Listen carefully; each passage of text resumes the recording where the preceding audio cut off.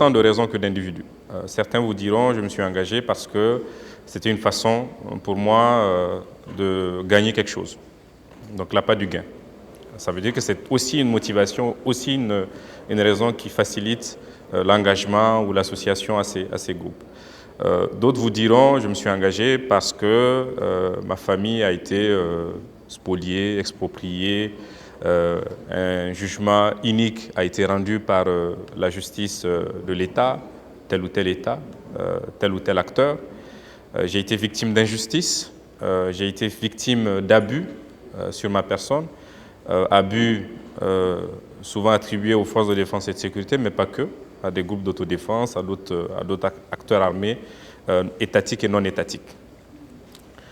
D'autres vous diront, je me suis engagé pour me protéger mon activité génératrice de revenus, mon activité économique, mais aussi souvent pour protéger ma communauté.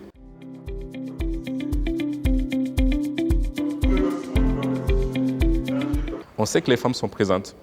Elles sont à la fois actrices et victimes.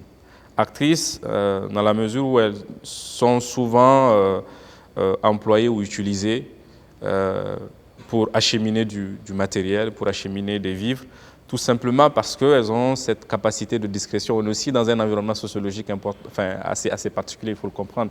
Les femmes sont moins surveillées que les hommes, les femmes sont moins suspectées que les hommes de faire un certain type d'activité.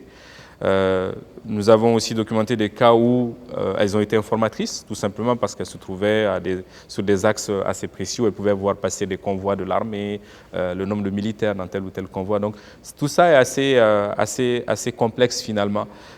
Donc elles sont là, elles sont présentes, même si elles sont moins visibles que les hommes et peut-être aussi en moins grand nombre que les hommes.